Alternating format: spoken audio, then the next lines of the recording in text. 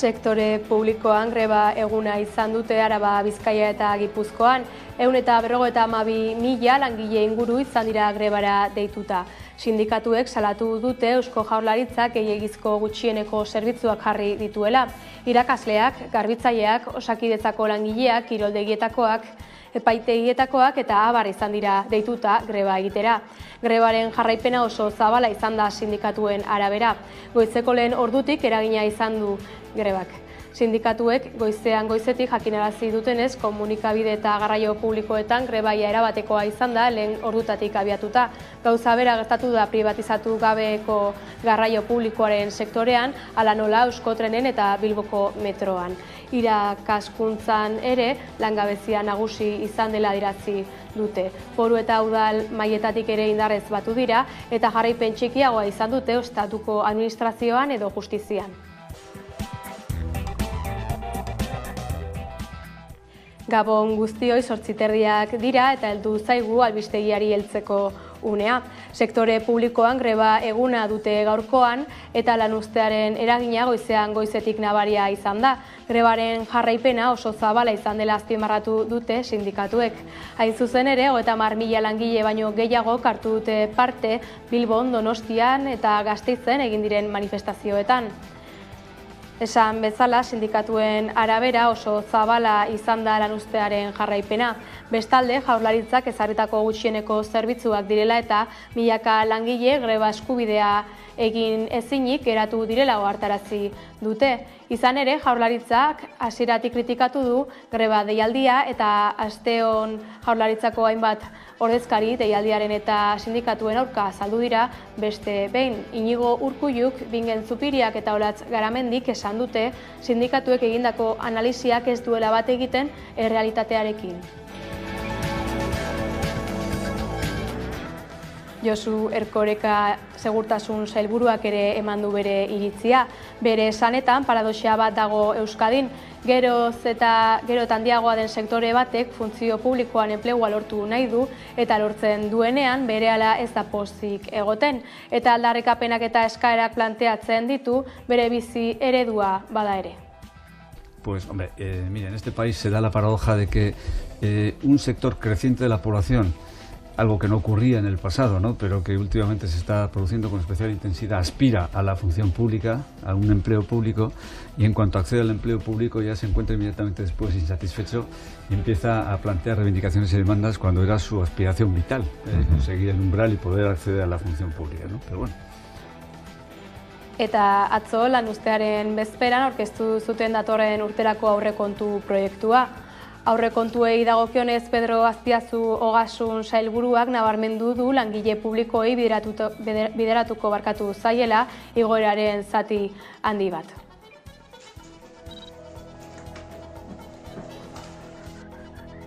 Gaur onartu dugu 2024ko aurrekontu orokorren proiektua.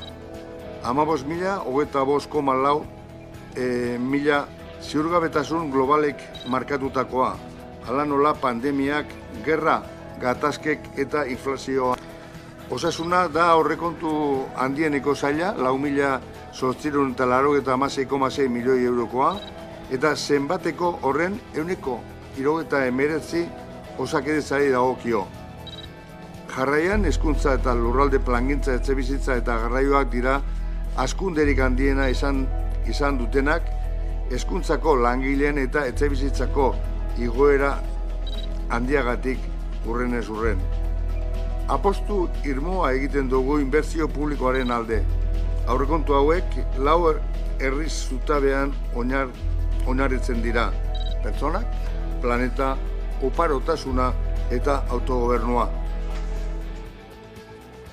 Eta sektore publikoaz gabiltzala, Arabako, Bizkaiko eta Gipuzkoako hezkuntza publikoko irakasleak, hezitzaileak, sukaldariak eta garbitzaileak. Horiek hartu zituzten atzo Donostiako, Bilboko eta Gasteizko kaleak, ELA, Steilas eta Komisiones Obreras sindikatuek deitutako grebarekin bat eginez. Euskal hezkuntza publikoa indartzeko lan baldintzak hobetu, lelopean egin zituzten mobilizazioak grebagunean.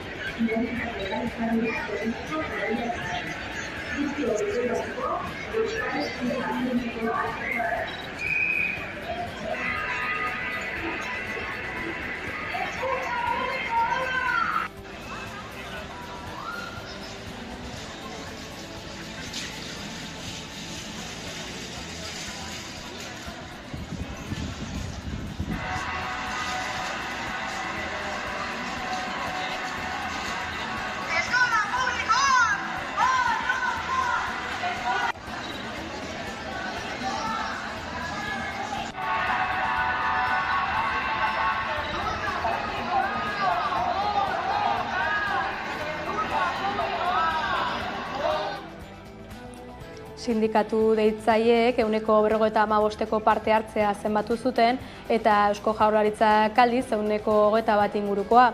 Aldarrikapenak egiteaz gain Jaurlaritzako hezkuntza sailari mezu bat igorri zioten sindikatuek. Mobilizazioen bitartez hezkuntza sailari jakinarazi nahi diotela ez dituztela onartuko sindikatuak kontuan hartu gabe, alde bakarrez egunero hartzen dituen erabakiak. Eta horri erantzunez, Jokin Bildarratz Eusko Jaurlaritzako hezkuntza sailburuak atzo egin zituen grebari buruzko adierazpenak eta esan zuen lanuzteak ez duela justifikaziorik. Zur eta lur uzten nagutela. Ez da errez ulertzen, iazko maiatzean akordioa sinatu ondoren, dagoeneko ikasturte honetan aplikatzen ari garen akordioa, sindikatuen gehiengoak eta hezkuntza sailak hobekuntza zehatzak adostu ondoren, orain hainbat sindikatu esatea ez dugula sare publikoaren alde egiten. Bereekin sinatutako akordioa da, beraiek sinatu dute akordioa. Zerbitzu publikoaz azken kontu bat.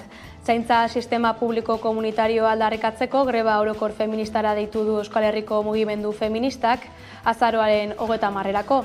Zaintza lanen merkantilizazioa eta prekarietateari aurre egiteko asmoz.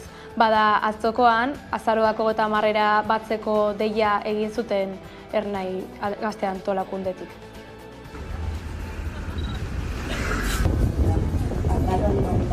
Greba feminista Gazteo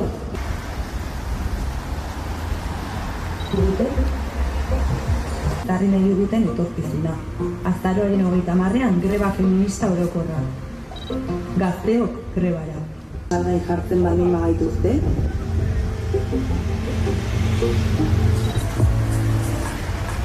Pentsatu baitu nork zaintzen zaituen?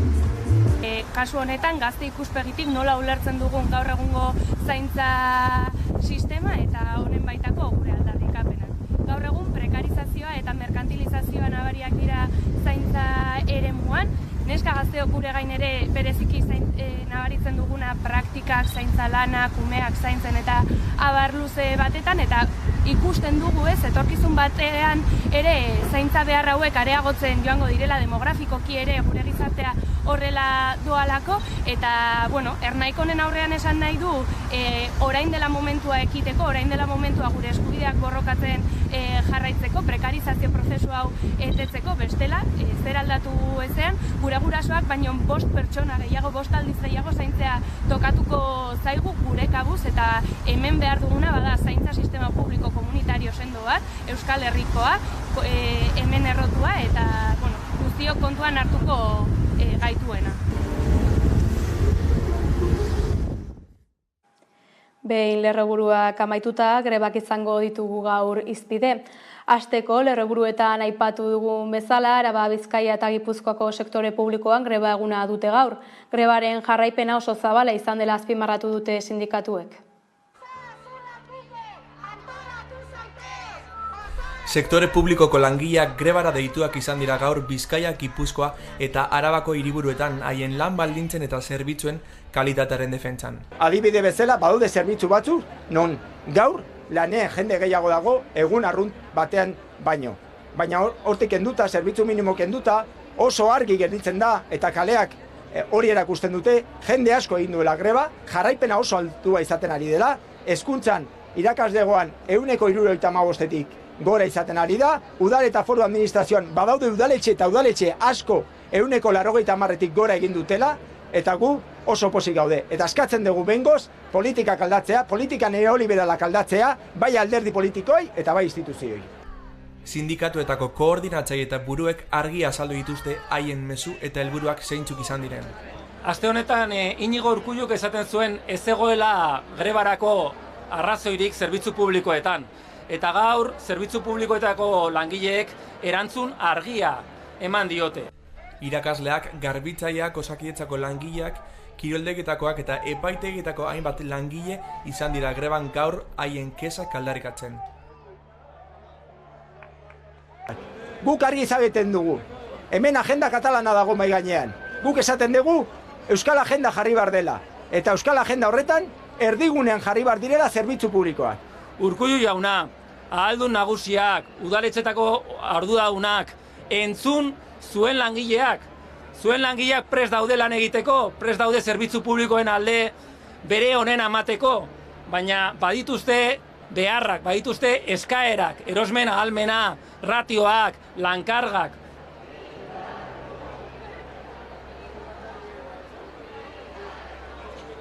Gure agintzaien erabaki finkoa edo apostu finkoa zuzenbide publikiko.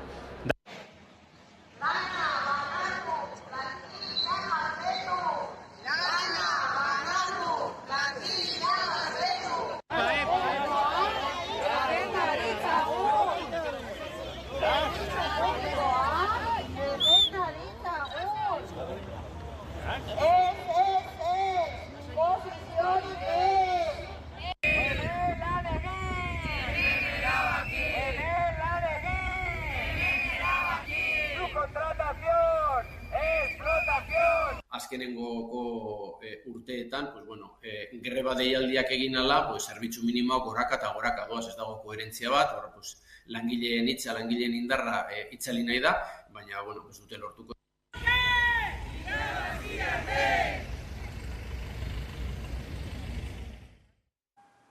Zerbitzu publikoen grebarekin jarraiki, Komisiones Obrera Sindikatuko Inigo Garduño kidea elkarrizketatu dugu gaur.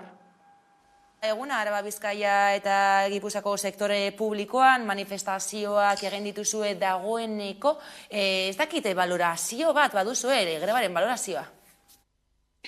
Bueno, Bilboko manifestaziotik etorri berriak gara orain, eta, jende pilo egonda 3 herrialdeetan, ez bakarrik Bilboko manifestazioetan, eta grebaren jarraipenaren inguruan, oraindik ez ditugu datu ofizialik, behintzat orain begiratu dudanean, eta, badakigu esaterako, hezkuntzan nahiko nabaria eta nahiko zabala izan dela jarraipena, esaterako. Konta iguzu, azaldu duzu ez, oraindik grebaren jarraipen ofizialik ez, baina manifestazioen irudiak ikusita, jarraipen zabala gainera lehenengo ordutik.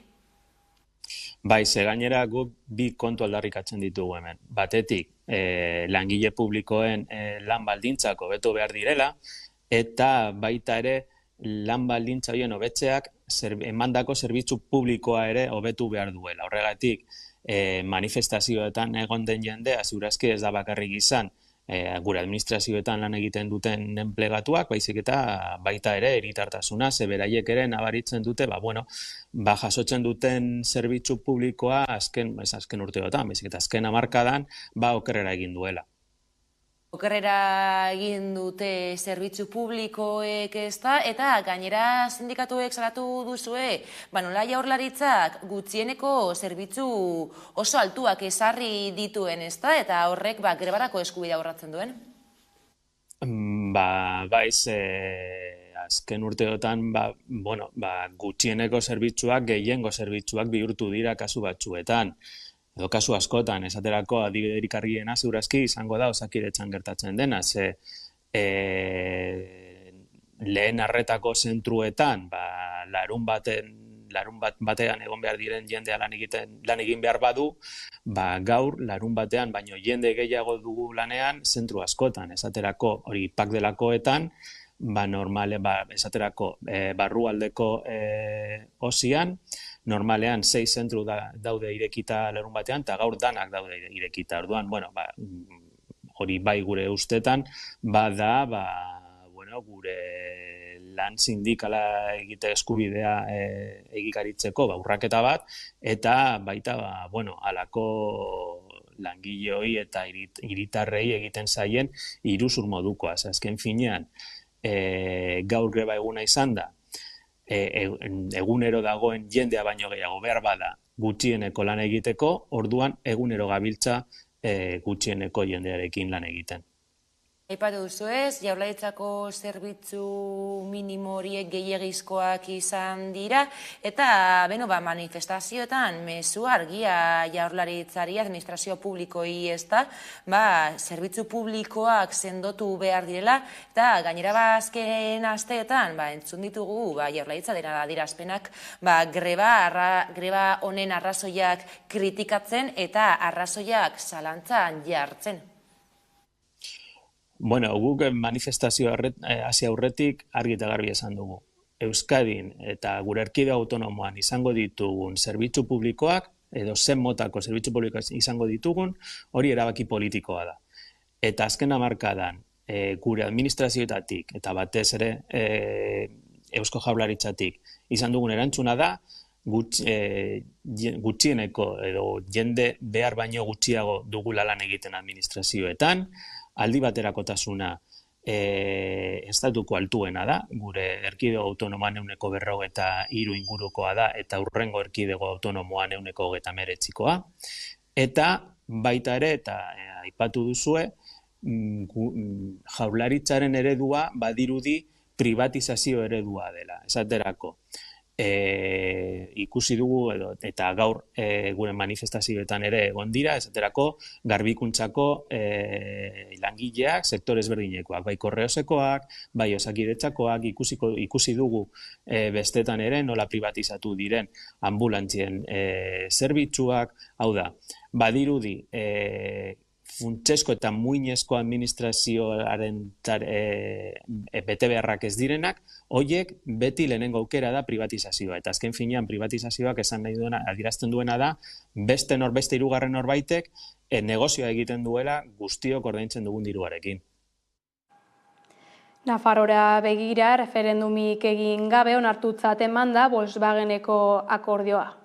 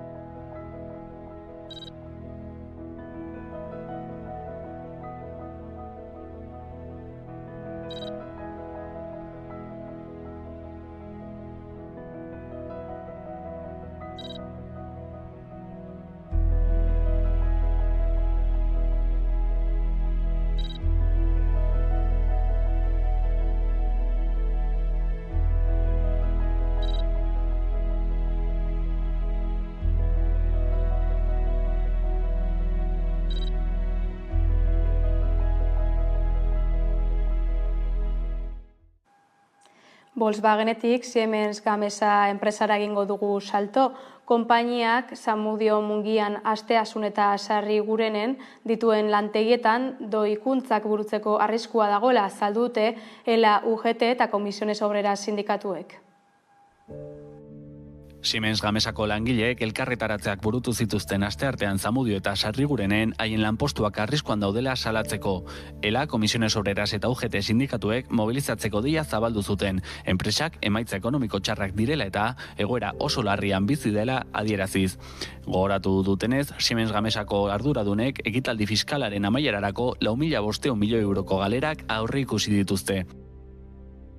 Konpainiak Zamudion, Mungian, Asteasun eta Sarrigurenen dituen lantegietan doikuntzak burutzeko arriskoa dagoela ere azaldu dute sindikatuek. Siemens Gamesak 3.000 langile inguru dauzka Hego Euskal Herrian eta lanpostu guzti hauek arriskoan daudela salatu dute. Izan ere, hurrengo hilabetean enpresak bere plan estrategiko berria aurkeztuko du. Aurreikusitako galerak kontuan hartuta, sindikatuek konpainiaren egoerak kaleratzeak suposatuko dituela uste dute. Beraien lanpostuak irmoki defendatzera ditute eta hurrengo egunetarako mobilizazio berriak iragarri dituzte. Bestelako gaiei helduta, Araba, Bizkaia eta Gipuzkoako auzitegi nagusiak joan den astean 2 epai eman zituen udal administrazioek beren jardunean euskara lehenestearen kaltetan eta euskalgintzaren kontseiluak azaroaren 4ko deitutako manifestazioari batzeko deia zabaldu da egunotan hainbat alderdi eta eragileen partetik. Bada euskaraz, Europako Batasuneko kontseiluan euskarak itxaron egin beharko du. Ofiziala izan dadin egindako eskaeraren erabakia atzeratu eginda berriz ere eta azaroan bozkatuko dute.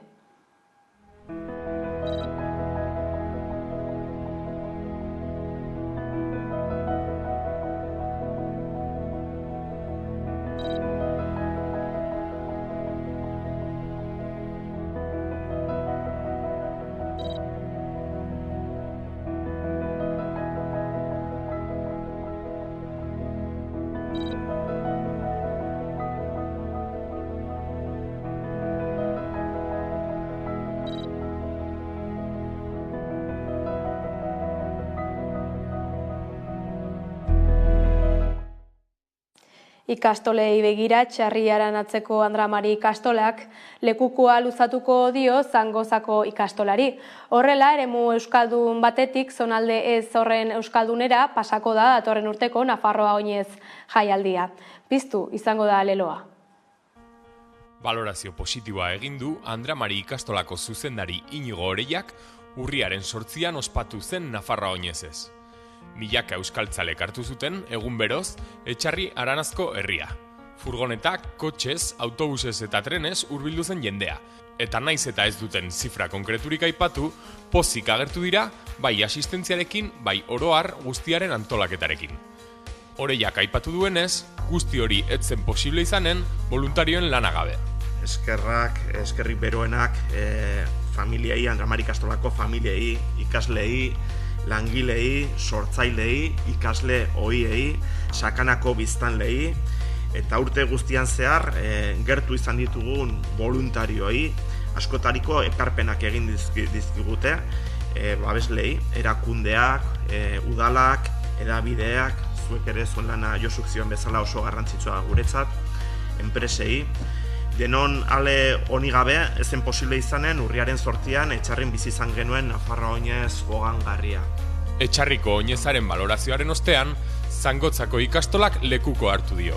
Eta Nagore horiak azpimarratu nahi izan du, zonaldeak bizi duen despopulatze eta zahartze egoerak, erronka handiak suposatzen dituela ikastolarentzat. Nola nahi ere gure bideak, gure adinekoenak bezala, oztopoak ere baditu.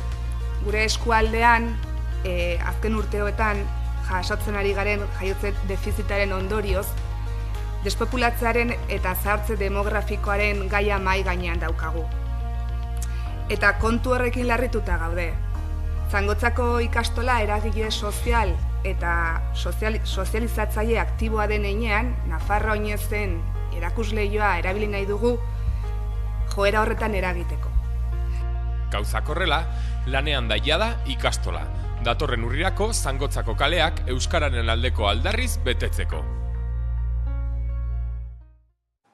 Ikastolekin jarraituko dugu orain, baina auzi batekin. Manifestazio nazionala egingo du Seaskak azaroaren 18an Beskoitzeko ikastolaren alde. Ikastolarentzat eraikin berria egiteko herriko etxeak elkarrizketa oro ukatzen dietela eta baldintza arbitrarioak sartzen dizkietela salatu dute. Euskal Herriko euskaltzale guztiei dei egin diete mobilizatzeko.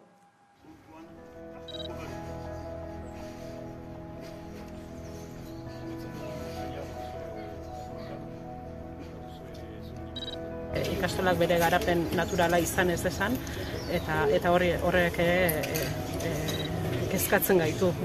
Alde batetik Beskoitzeko ikastola jasotzen ari den egoera salatzeko, bai? Eta bestetik elkarrizketari aukera bat emateko ere bai, eta aukera eta dei bat egiteko petxeei eseri daitezen ikastolarentzat irtenbide bat bilatu dezagun denon artean, bai?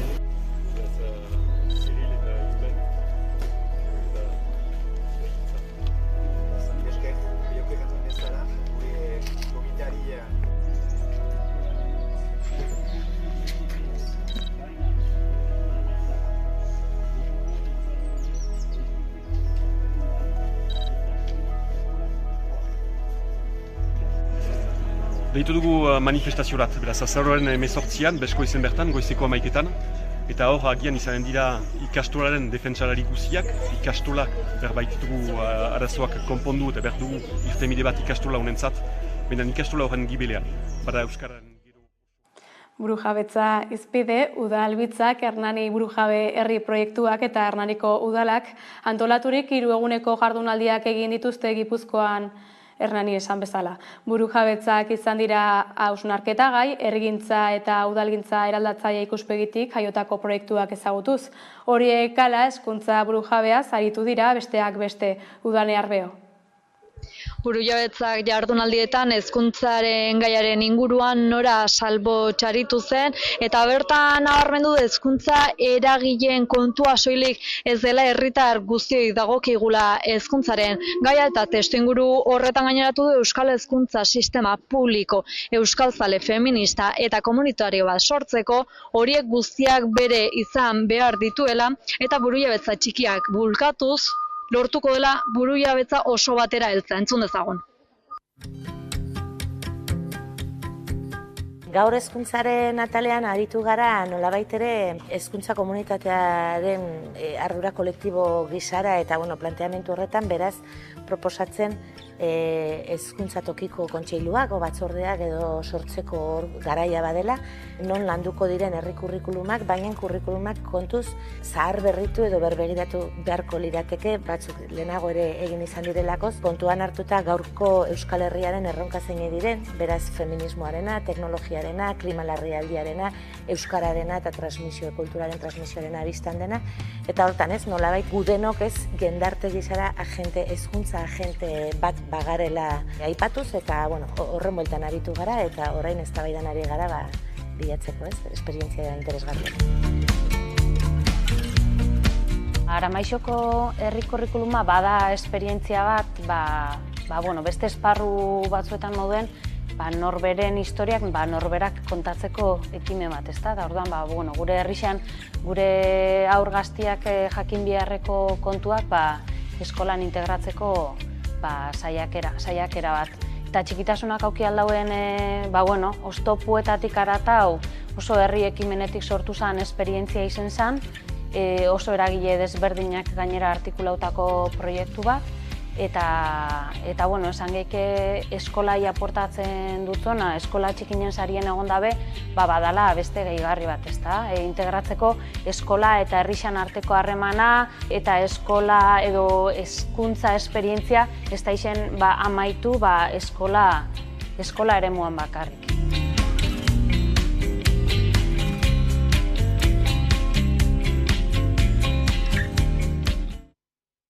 Arlo ezberdinetan burujabetzak nola lurreratu eta tokiko proiektuak nola euskal herriratu lantzeko egunean lan burujabeaz ere aritu ziren. Jardunaldietan lanaren alorrearen inguruan Miren Lanzparean elkarteko kidea aritu zen, bere esperientziatik hitz egin zuen, ekonomia sozial eraldatzaile bateranzko ibilbideaz jardun zen. Bere militantzia profesionalizatzea beharretatik etorri zela adierazi digu.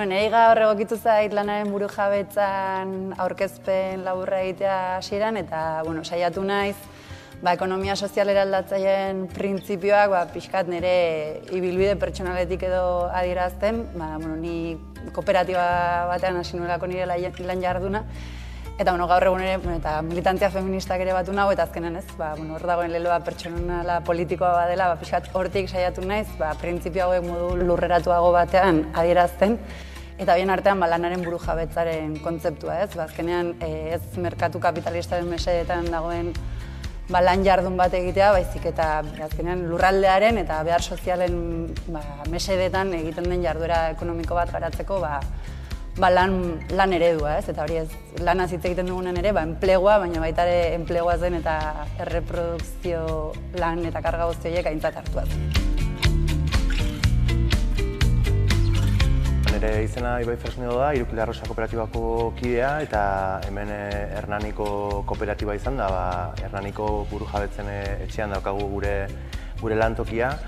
Guretzat hasieratik eta prozesu honen hasieratik oso garrantzitsua zen batez ere polo kooperatiboen garrantzi horrek, ez? Bai egia da lurralde baten bueltan edo eskualde baten bueltan gure kasua dela Beteri Buruntza kooperatiben artean eman daiteken interkooperazio hori oso beharrezkoa zela.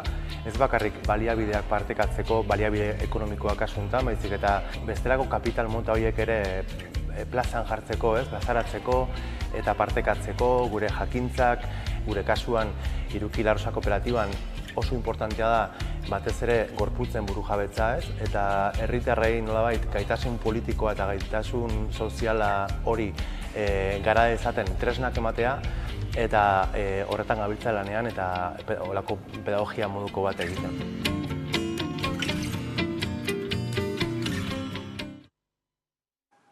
Gizarteko arlo ezberdinez ari garela, burujabetzak jardunaldiak alde batera utzita, atzoko egunean klima larrialdiaren aurkako nazioarteko eguna izan zen. Testuinguru horretan Elkarrekin Donostia Marrutxipiko lotugune berria eraikitzeko lanetan izan da Udane Arbeo lankidea. Proiektu hori klima aldaketari aurre egiteko egin behar denaren kontrakoa dela salatzeko. Marrutxipiko lotune berria eraikitzeko 12 espezietako 560 zuhaitz moztea autoek toki gehiago izateko klima aldaketaren aurkako borroka galtzea dela adierazi du Victor Lasa Elkarrekin Donostiako ordezkariak. Izan ere nabarmendu du ez ditugula aplikatzen behar ditugun eta aspaldianik gure aurrean dauden irtenbideak. Testuinguru horretan adierazi du horregatik ingurune berdea berreskuratzea, birsortzea eta mantentzea ezinbestekoa da dela. Borrokago galtzen ari gara behar ditugun soluzioak ez ditugulako erabiltzen. Gainera soluzio honena gure aurrean izan da beti. Gure baso urbanoak dira. Gure zuhaitzak, gure berdeguneak. Bere kapazitatea ekosistemako zerbitzuak emateko ezinbestekoa da gure hiriak eta gure planeta salbatzeko. Zerbitzu horiek kuantifikatu egin daitezke eta gure ekonomian sartu behar dira. Ez merkantilizatzeko, baizik eta pertsonen eta planetaren ongizatean benetan eragiten duten adierazleen arabera. Gaztelugatxeri dagokionez, urriaren 23an Gaztelugatxeko sarbidea itxi zuten eta itxita egongo da urte bukaerar arte egingo diren obren ondorioz. Urtetik urtera gehiago diren turisten segurtasuna bermatu nahi dute Bizkaiko Foru Aldundiaren natura ingurune eta nekazaritzaren foru departamentuek. Foru Aldundiak urriaren 23an itxi du Gaztelugatxerako sarbidea bisitarien segurtasuna hobetuko duten lanak egiteko. Uda honetan aurreko urteko garai berean baino 7 turista gehiago etorri baitira. Lanek 787.000 euroko aurrekontua izango dute.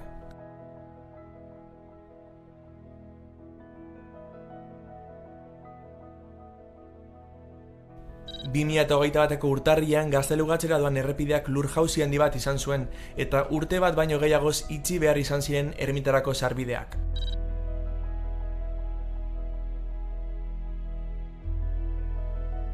Hegala egonkortzeko lan berriak egiteaz gain bigarren zatia ermitara igotzen den eskaileretan egingo da islotean, hormen behealdean identifikatutako zuloak konpondu eta eremu batzuetako hormen gutxieneko altuera handituko da segurtasuna bermatzeko.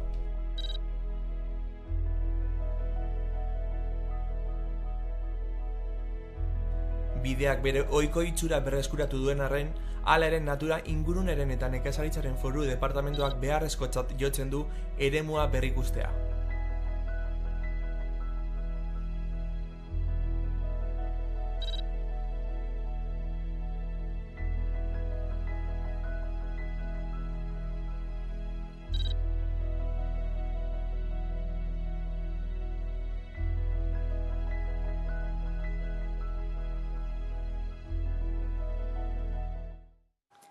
Iruñera joko dugu, Erripagaina duela 12 bat urte eraikitzen hasi zen Iruñeko auzora. Bertako auzokideak kexu dira zerbitzurik ez dutelako, izan ere auzoa eraiki den lurrak 4 udalerri desberdin hartzen ditu. Duela 12 urte eraikitzen hasi zen Iruñeko auzoa da Erripagaina. Auzokideak kexu dira zerbitzurik ez dutelako bertan. Izan ere, auzoa eraiki den lurra 4 udalerri desberdin hartzen dituelako. Iruñea, Burlata, Uharte eta Eguesibar. Auzoak ia 13.000 auzokide ditu erroldaturik. Naiz eta zehazki ez dagoen daturik, izan ere udalerritan banaturik dagoenez, zaila da guztiz datu horiek zeintzuk diren zehazki jakitea. Bueno, Erripagainan gaude, Erripagaina orain dela 20 urte edo sortu zen, PESIS figura baten bidez, baina berezitasuna da 4 udalena dela.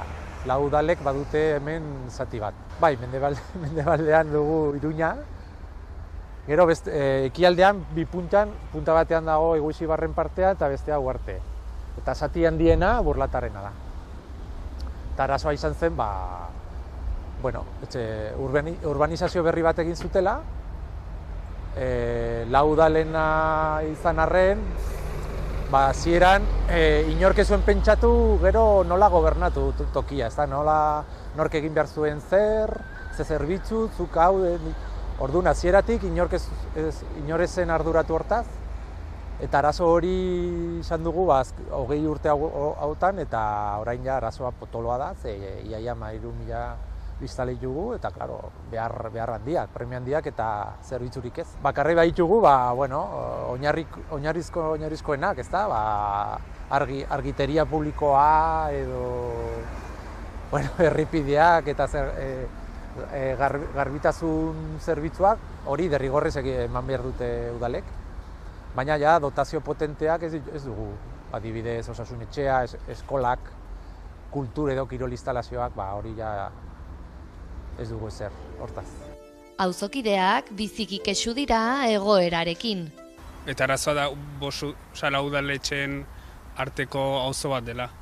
Avenida, Erripagaina etorbidea dugu hor, eta Eguesibarren hasten da, Burlatan jarraitzen du, eta hango etorbideko zatia Iruñekoa da. Si hubiera vivido en Sarriguren, pues me hubieran dado una ayuda de alquiler, pero al no pertenecer a Sarriguren, pues no me la dieron. Oztopo nagusia gaur egun osasun zentroaren kontua da, 4 udalerritan banatua dagoenez, Sarrigurena iran behar gara, eta aurreskolen arira ere Burlatara eraman behar dut, hemen egongo balitz, errazago izango genuke. Fizikoki argi dago auzo bat garela, edo unitate bat garela. Eta eguneroko bizitzan ere, hala da, gu sentitzen gara Erripagaindarra garela, baina gero bakoitza administratiboki udalerri batekoa da, eta teorian udalerri horretara joan behar du bakoitza zerbitzuen bila. Eta gainera planifikazioan, urbanismo planean, zerbitzu horiek hor jarrita badaude, baina inork ez du zer egin, inork ez du garatu, ez Nafarroako gobernuak, ez udalek ere. Auzo elkartean, kristolana dugu, ze administrazio askorekin harremanetan jarri behar dugu, lau udal eta gobernua, eta oso zaila da. Gu beti eskatu dugu organo komun bat sortzea, denak konversazio eta horiek errazteko, baina 2016an egin zen organo bat, baina gero berehala hil zen. Bilera batzuk egin ziren, baina gero berehala hil zen. Eta orduan orain, badakigu udalen artean bilerak izan direla, baina bilera politiko-teknikoa dira, guk eskatu dugu horietan ere parte hartzeko, eta horren zain gaude. Batez ere gu hitzez aspertuta gaude, hitz eta promesas eta azkenean promesa asko izan dira eta ez dira bete. Adibidez, Osasunetxea gobernuak esan zuen 2020an hasiko zirela obrak eta 2022an bukatu, eta ez zen ezer pasatu. Eta horregatik egin dugu adibidez hau, etxetxo hau eta reivindikazio hauek. Eta orain hitz gehiago ez dugu nahi.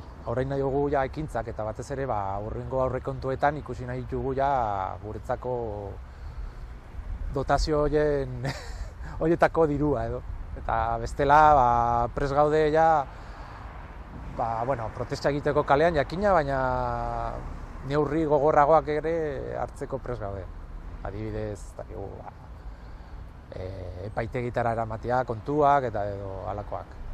Gauzak horrela ikusiko da auzokideen borrokak eta aldarriak behingoz zerbaitetarako balio duen eta auzoan zerbitzuak lortzen dituzten.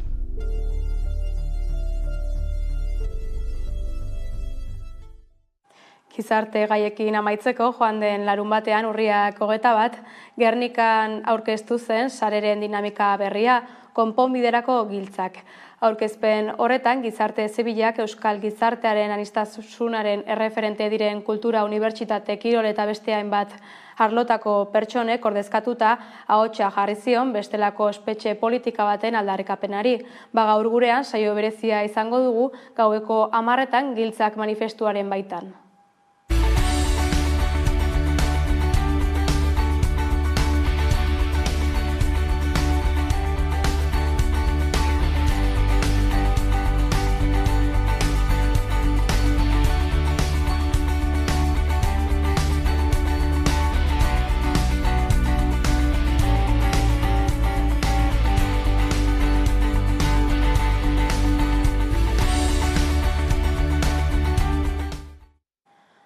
Politikara salto eginda, erabateko subiranotasuna aldarrikatu du Bilduk Gernikako estatutuaren urtemugan.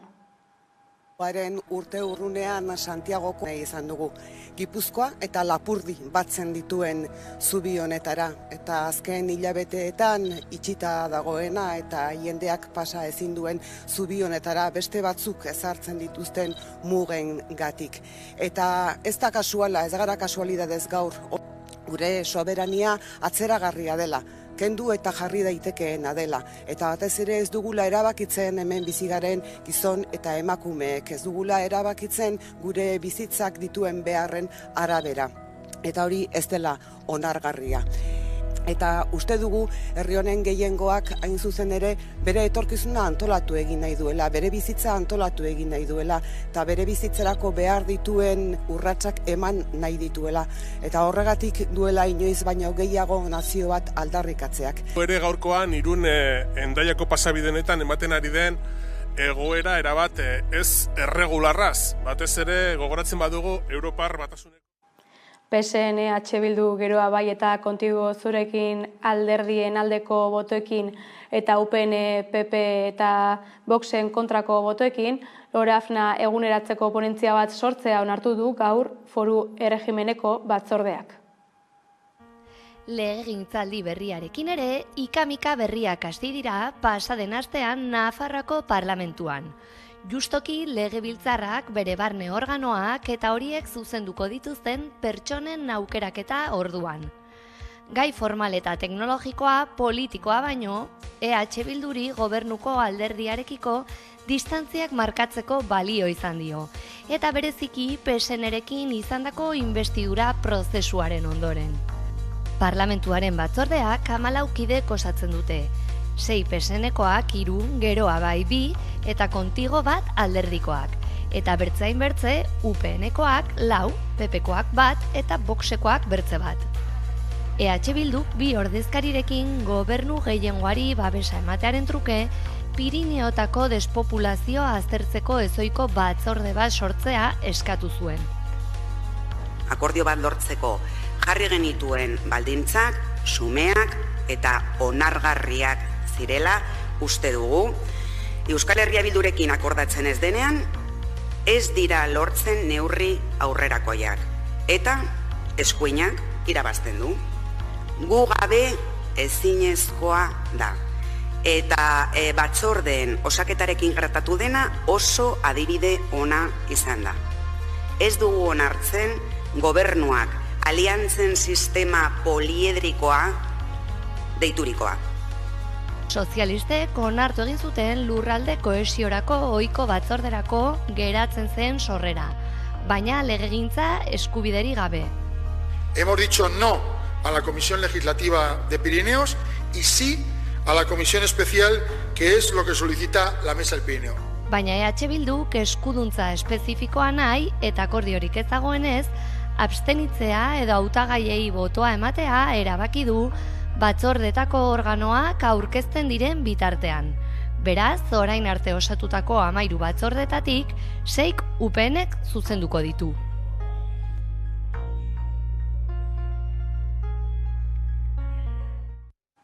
Politika kontuekin jarraiki, baina Madrilera salto eginda, PSOE eta Sumar alderdiek gobernu akordioa etxi berri dute Espainian gobernu koalizio progresista osatzeko.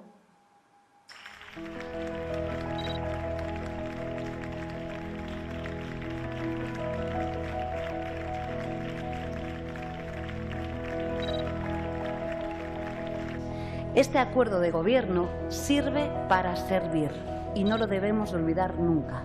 Su único sentido es mejorar la vida de los españoles y las españolas, de las gentes de nuestro país. Primero, estabilidad. Segundo, convivencia. Y tercero, progreso.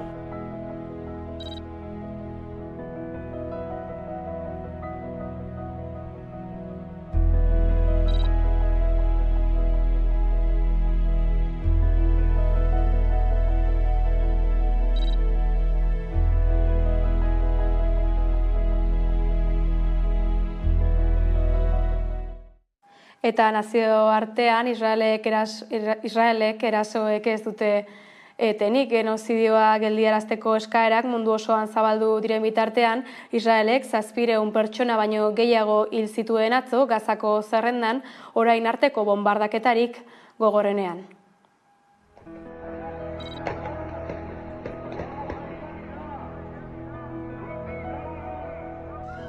طبعا استهداف منزل لعائلة شحادة في منطقة بئر النعجة كما تشاهدون حجم الدمار الكبير.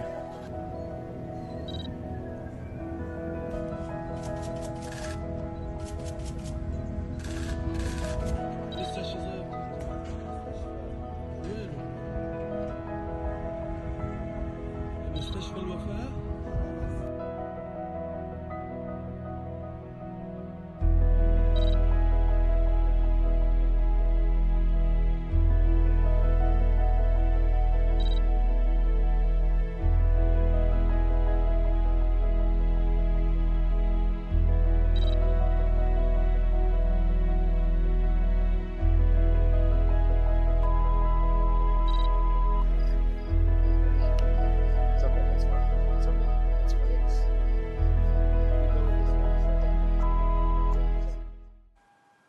Kiroletan, Iratiko eski estazioa itxi dute, duela 55 urte inauguratu zuten estazioa.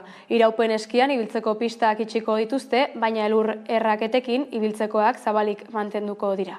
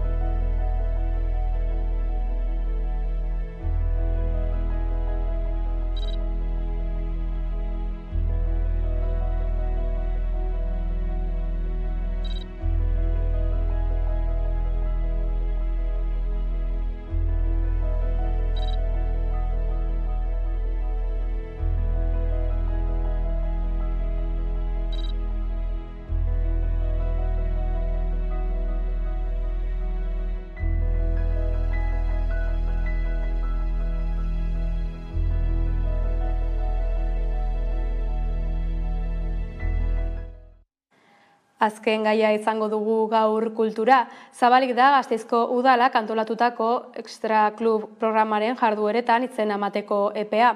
12 eta 18 urte bitarteko gazteentzako aisialdi programak 11 jarduera egingo ditu udazken neguko denboraldian.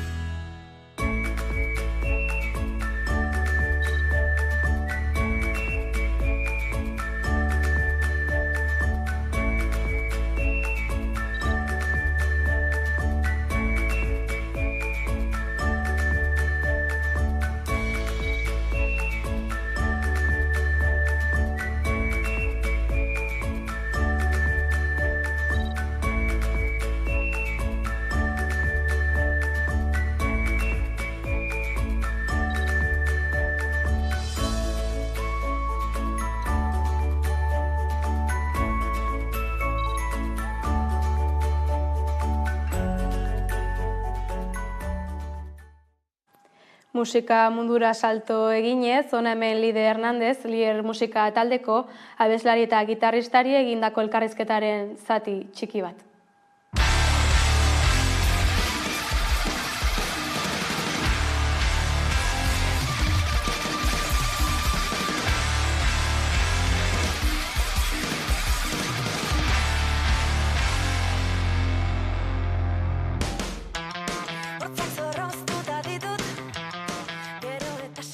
Barrenetxea Subako abeslariarekin kolaboratzeko ideia sortu zen lehen urteko Durangoko azokatik. Bertan azokan ginala niri bapatean bururatu zitzaidan ja bagenekalako ideia aurten zer egingo genuen eta esan Sua bada talde bat aspaldian elkarrekin jo ez deguna askotan kointziditu eta alare ustet kodigoak partekatzen ditugula, antzeko estiloa jotzen ditugula eta ondo legoke pixkat gure arteko sinbiosi hori sustatzea edo behartzea, eta esan genuen, horretarako guaien gozan berarekin kolaboratzea. Eta holaxe izan zen, galdetu genion, eta oso ideia ona iruditu zitzaion. Lier, Ane Barrenetxearen laguntza izan du aurkeztutako azken abestian. Sua taldearen abeslariak eta Lide Hernandok beraien ahotsak elkartu dituzte hortzak izen hartu duen kantan. Amorrua, mehatxua eta hortzak erakustearen inguruan hitz egiten duen lana. Hori gure betiko amorrua edo pixkate gitarraren distortzioa eta kolpe, bateria kolpe fuerteak, nik uste frenetismoa hori delako abestiaren ezaugarri, de hecho, azten danetik ja oso frenetikoa da. Eta gero, Ane eta Bion arteko ahotsen harmonia nik uste oso ondo gelditu dela. Berak ahots finagoa daka, nik igual ez dakit nola deskribatu nire ahotsa egia esan, baina Bion ahotsak nik uste oso ondo funtzionatu duela. Lier taldearen ibilbidea 2015ean hasi zen. Urte hauetan zehar, 4 lan luze argitaratu dituzte. Hauts, tenpluak erre, hemen eren sugeak daude, eta hutsa zen helmuga. Hauei, Versus izeneko lan motza gehitu behar zaie oraingoan. Versus taldearen azkeneko lana izan daiteke. Izan ere, Lierreko kideek atsedenaldi bat hartuko dutela iragarri zuten irailean. Etenaldia egitea erabaki dugu azkenean 8 urtez egon garelako hor lanean, lan jota fuego eta ez degulako perspektiba hartzeko arnasik hartu ere egin. Orduan gogoa genuen gelditu eta gainera gelditu noiz bueltatuko garen jakin gabe.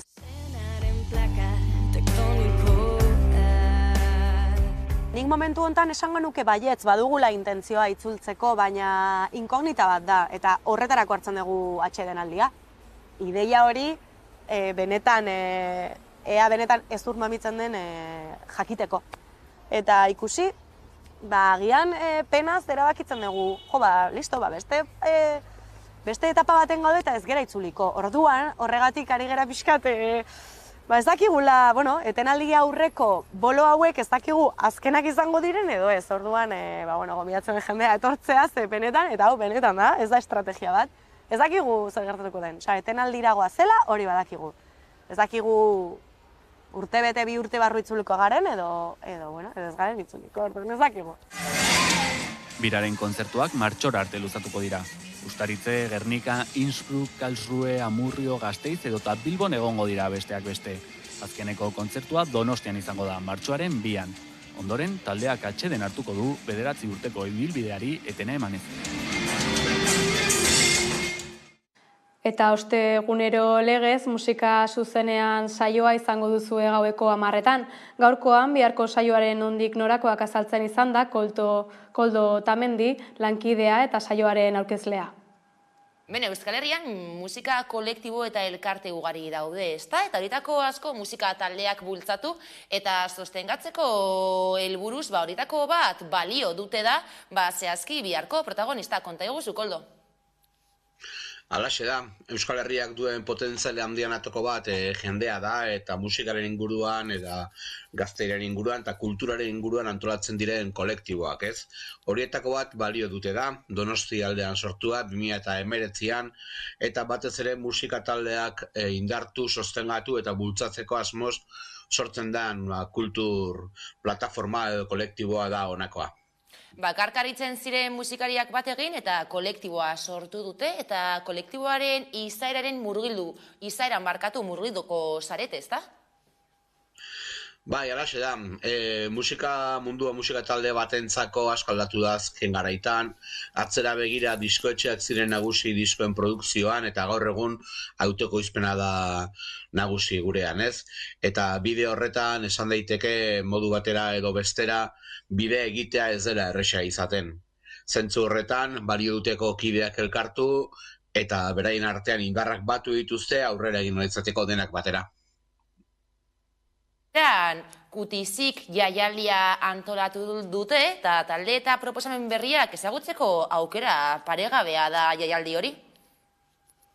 Halaxe da, zuzeneko musika beti da albiste ona musikarentzako, eta bide horretan balio dute kolektiboak Intxaur Rondon antolatu ditu 2 emanaldi, bat Letaman Gaztetxean burutuko dela ostiral gauez, eta bestea Intxaur Rondoko kulturetxean, larun bat gauez 2etan, zuzeneko musika izango da nagusi, eta ipatu alde batetik egongo direla, bai balio dute kolektiboko zenbait talde, esaterako Ginger edo Pelas, eta bestetik ere gonbidatu dituzte beste hainbat musika taldea, haien artean, Txuleria Joder, Aira, edo beste talde bat aipatzekotan, Tok bezalako taldeak.